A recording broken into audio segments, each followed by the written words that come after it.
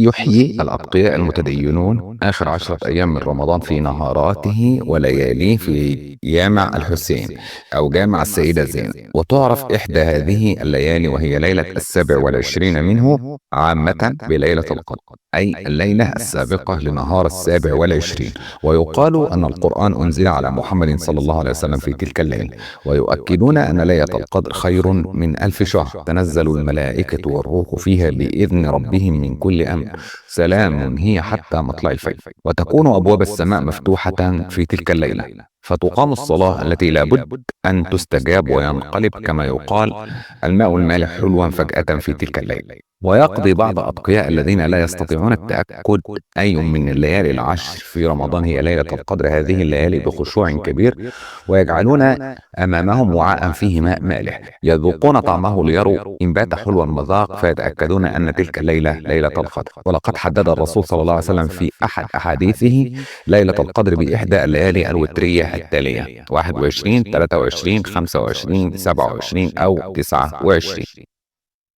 يحتفل المسلمون في أول 3 أيام من شهر شوال وهو الشهر العاشر الذي يلي رمضان بالعيد الصغير، والأصح العيد الصغير، وهو أحد العيدين الكبيرين الذين يأمر الإسلام باستقبالهما بفرح عامر.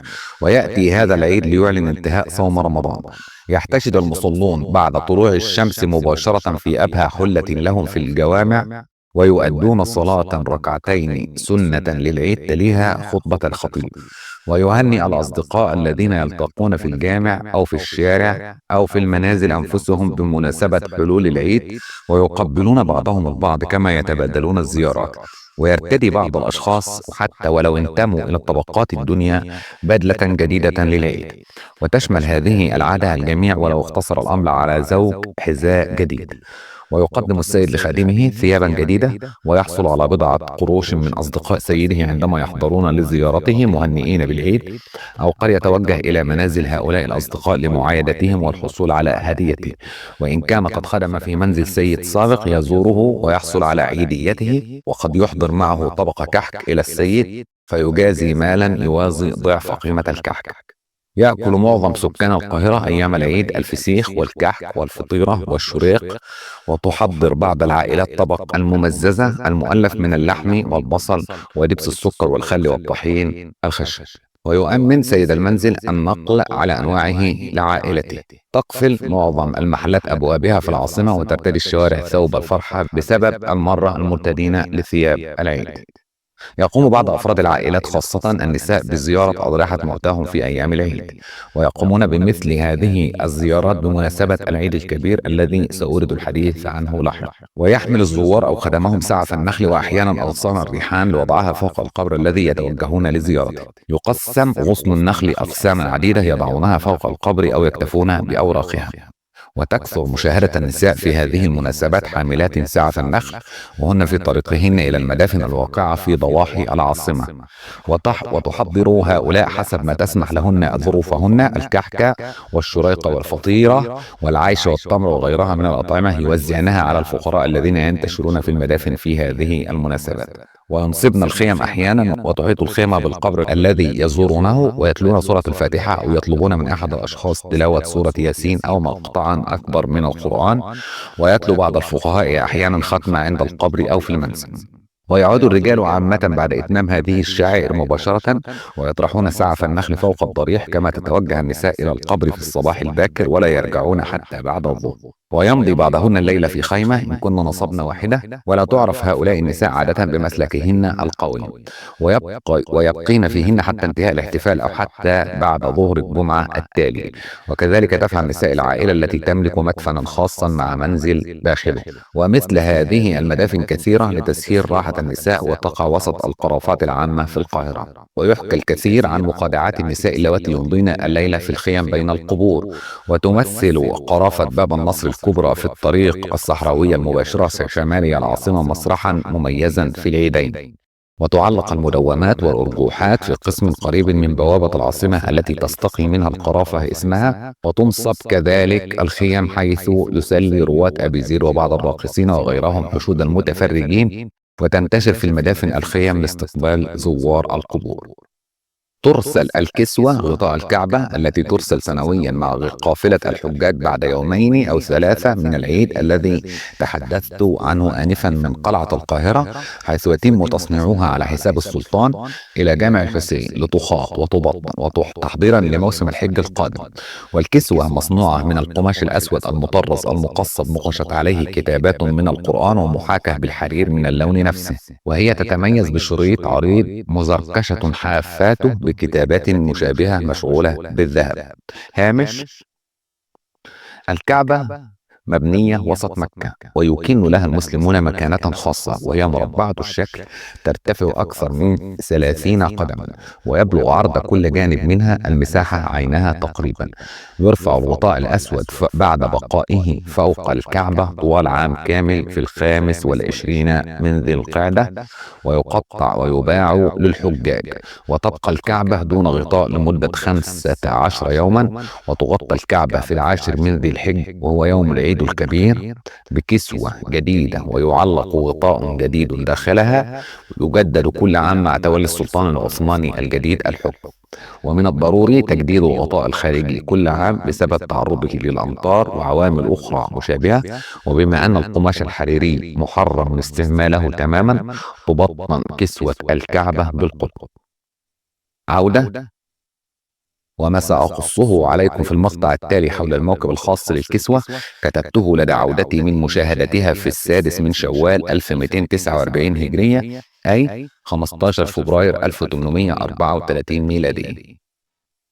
جلست بعد شروق الشمس مباشرة في دكان بائع كتب الباشا في الشارع الرئيسي للمدينة المقابل لمدخل سوق خان الخليلي، وكان هذا الدكان وغيره من الدكاكين مزدحمة بالناس الذين دفعهم فضولهم لمشاهدة الموكب من العجائز والشباب، فالمصريون مولعون كثيرا بمشاهدة مثل هذه الاستعراضات العامة، ولم تكن الشوارع مكتظة كما هي العادة بمواكب المحمل. وحملت بعد ساعتين من الشروق الأجزاء الأربعة التي تشكل الواحدة منها إحدى جهات الكسوة، ومرت أمام المكان الذي جلست فيه، وكانت كل واحدة منها موضوعة فوق ظهر بغل ومربوطة بالحبال، ولم تكن البغال مزينة البتة أو مزركشة السرج، وكان يقودها فلاحون بسطاء يرتدون القميص الأزرق المعروف. وتوقف الموكب لمدة 3/4 ساعة، ولم يكسر الملل الناجم عن هذه الوقفة الطويلة سوى المرور بعض الدراويش والمهرجين الذين توقفوا أمام أحد المحلات، حيث رأوا رجلا متهندم الملبس أنيقه، واندلع شجار كبير بينهم من أجل الحصول على 5 فضات من الرجل، فتبادلوا أفظع الكلام البذيء وتضاربوا على الوجوه. وبعد هذه الوقفة حضر 20 رجلا سيئو الملبس يحملون إطارا خشبيا على أكتافهم مد فوقه ربع الحزام، والحزام مؤلف من 4 أجزاء يشكل إحداها عندما يخاط مع الكسوة شريطا واحدا متكاملا للف الكعبة تماما عند ثلثي طولها تقريبا، والقماش مطرز أسود كالكسوة تماما، وكتاباته الذهبية مشغولة بحروف كبيرة جميلة ذات حافة ذهبية. ويكون الحزام عند اتحاد الحافتين العلوية والسفلية مزركشا بطريقة تنم عن ذوق كبير بالحرير الأحمر والأخضر، ومخاطا ومزينا بالذهب. وتوجه أحد حاملي الكسوة إلى أحد المشاهدين المتهندمين، بدا عليه أنه من ذوي المناقب الفاخرة والمراتب العالية، يطلب منه هدية. وتوقف الموكب من جديد لمدة ربع ساعة بعد مرور الحزام، ثم حملت الأجزاء الثلاثة الأخرى الواحد بعد الآخر بالطريقة عينها، وعاد التوقف من جديد لنصف ساعة. أتت بعدها الجمال الطويلة المحناة باللون الأحمر قليلا والمزركشة السروج كتلك التي وصفتها في حديثي عن عودة المحمل، وكان يجلس على كل واحد منها صبيان أو بنتان بينما استراحت القطط على بعضها الآخر. وتبعت هؤلاء فرقة من البلطجية، وهي فرقة موسيقى عسكرية ذات مستوى تتعدد آلاتها وتعتمد خاصة على الأبواق، وكلها أوروبية المصدر، إضافة إلى حرس الباشا وفرقة من المشاة من نخبة الشباب في بزاتهم العسكرية من اللون البني الداكن الضارب إلى الزرقة، وأحذية حمراء وجوارب جديدة. ثم حمل البرقع وهو الستارة التي تعلق أمام باب الكعبة ممددا فوق إطار خشبي مسطح مرتفع، وقد ثبت فوق ظهر جمل مدرب. والبرقع من القماش المزركش الأسود المطرز، كما الحزام مقشت عليه كتابات من القرآن بأحرف ذهبية ولكن بشكل غني أكثر، مزركشة مزخرفة، وبطن بالحرير الأخضر. مد وجه البرقع عند جهة الإطار اليمنى، وأما الحرير الأخضر فعند اليسرى.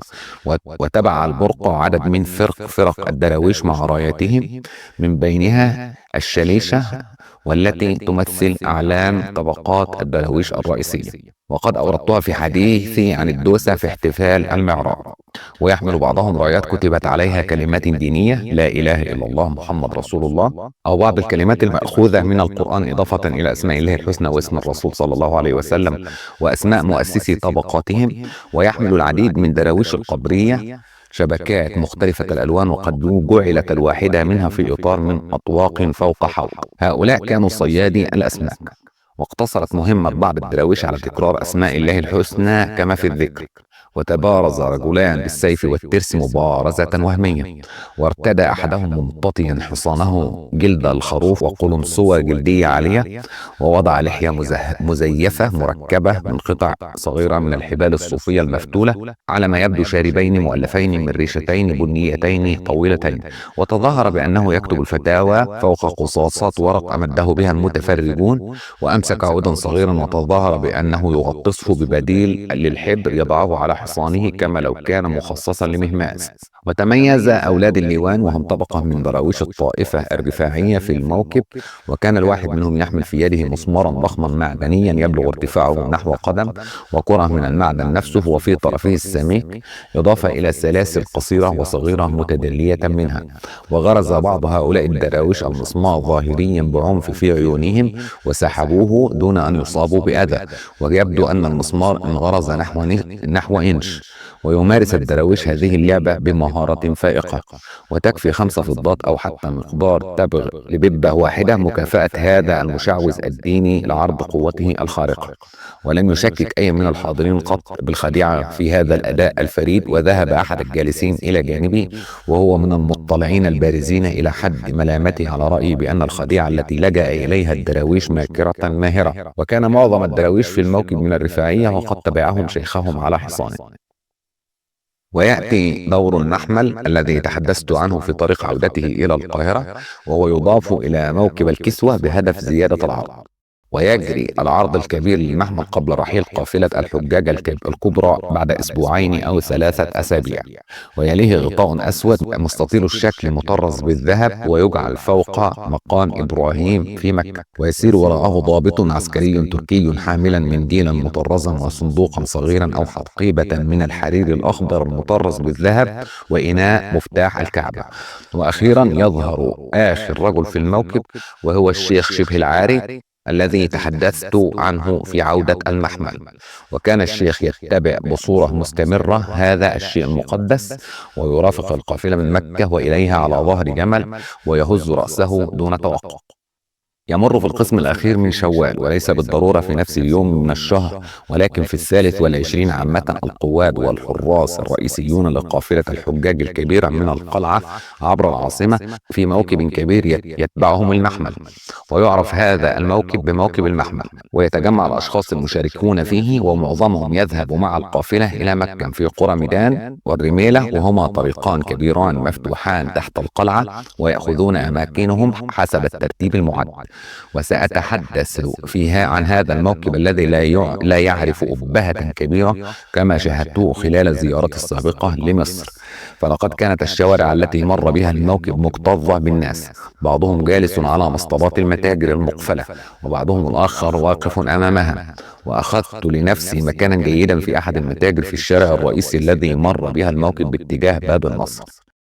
سحب في بادئ الأمر مدفع بعد 3 ساعات من الشروق، وهو مدفع ميدان مخصص لإطلاق الإشارات المعلنة رحيل القافلة بعد كل توقف لها. وتبعته فرقتان من فرق الخيالة الأتراك غير النظامية، من رتبة الدلي والطفقشي، يبلغ عددهم نحو 500 رجل في ثياب الرصة وكأنهم من قطاع الطرق.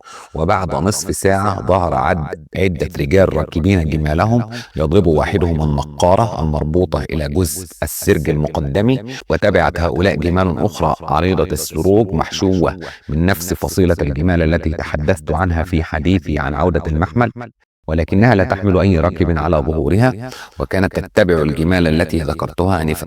كانت الجمال مطلية بالحناء الأحمر الضارب إلى البرتقالي الداكن، وتميزت بعضها بعدد من سعف النخل الخضراء الندية المثبتة بشكل مستقيم فوق السروج كالريش الضخم، وتزين بعضها الآخر بأعلام صغيرة.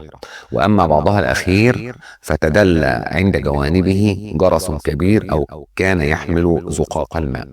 وحمل أحد الجمال بخزنة عبارة عن صندوق مربع وثياب حمراء، وهي تضم خزينة النفقات الملقاة على عاتق الحكومة بالنسبة إلى نفقات الحج، كما طالعتنا أغراض أمير الحج تحملها الجمال بكل هذه الإجلال وهذه الأبهة. وهكذا تنتقل الكسوة بأثاثها ومؤونها إلى مكة. وتلت هذا الموكب استراحة أخرى. أتى الآن دور مرور بعض الدراويش في هذا الموكب، فكانوا يحركون رؤوسهم من جهة إلى أخرى ويكررون اسم الله. ورافق هؤلاء العديد من الهجانة والسقاء والكناسين وغيرهم، وكان بعضهم ينادي عرفات يا رب، ويا رب يا رب بالسلام. وتبعتهم الجمال، بعضهم يحمل سعف النخل وبعضهم الآخر أجراسا كبيرة. ثم تختروان أمير الحج مغطى بقماش أحمر يحمله جملان زين مقدمهما بعدد من الأعلام الصغيرة. وتبع تختروان دليل الحج والجمال وفرق الدراويش وغيرهم كما في السابق. ثم تلاهم نحو 50 فردا من منزل الباشا متأنقين راكبين الجمال، ولحقهم عدد من القوات حاملين عصيهم الفضية وأسلحتهم، ثم رئيس الأدلة ومفردها الدلي مع جنوده، وأخيرا بعض أفراد منزل الباشا راكبين الجمال كما الذين سبقهم. والفرق أن هؤلاء ينتمون إلى طبقة أدنى. وتبعهم ضباط من المحكمة سيرا على الأقدام مرتدين القفاطين من القماش الذهبي، وكذلك مثاقفان عاريان حتى وسطيهما يحملان كل منهما ترسا دائريا صغيرا.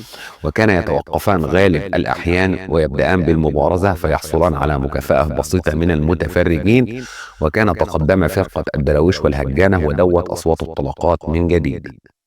سمعنا بعد وقفة قصيرة أصوات الطبول والنايات، وانطلقت بعدها فرقة كبيرة من النظام، ثم تبعهم الولي مع بعض قواده، وتبعهم أمير الحج والأمير نفسه وثلاثة كتاب مفردها كاتب، وفرقة من الخيال المغاربة، وثلاثة مبلغين في الجبل في عبايات بيضاء مطرزة بالذهب. ومهمة هؤلاء تكرار بعض كلمات الخطيب على جبل عرفات. ثم ظهرت فرقة كبيرة من الهجانة والكناسين والسقاة وغيرهم يصرخون كما السابقين. وصار وسط هؤلاء أئمة المذاهب السنية الأربعة إمام واحد عن كل مذهب، وتبعتهم فرق الدراويش من الطبقات المختلفة يرفعون أعلامهم الطويلة وراياتهم من ذات النوع الذي ذكرته في حديثي عن موكب الكسوة. وكان دراويش القادرية يملكون بالإضافة إلى أحواضهم المتلونة الشبكات سعف نخل طويلة يستخدمونها كالصنارات صيد. وتصاعدت أصوات النقارات والمزامير وغيرها من الآلات على رأس كل فرقة من هذه الفرق في موسيقى مزعجة، وتبعهم أعضاء التجارات المختلفة وشيوخها الخاصين بها. بانت الجمال وعقبها المحمل، فاندفع الناس في الشوارع بعنف يلمسونها برؤوسهم ويقبلونها. وأسدلت النساء اللواتي شهدن الاستعراض من نوافذ منازل الشعرية أغطيتهن للمس هذا الشيء المقدس. وتلا المحمل مباشرة الشخص نفسه الذي وصفته عن طريق عودة المحمل إلى القاهرة في موكب الكسوة، وهو الشيخ شبه العاري الجالس فوق جمله والهاز رأسه.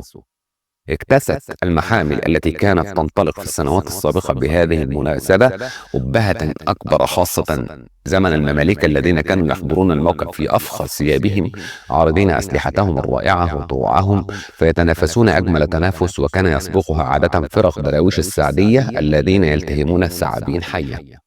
يبقى المحمل وأغراض الأمير يومين أو 3 أيام أو أكثر في سهل الحصوة شمالي العاصمة، ثم يتابع تقدمه إلى بركة الحج التي تبعد 11 ميلا عن العاصمة، حيث تبقى لمدة يومين.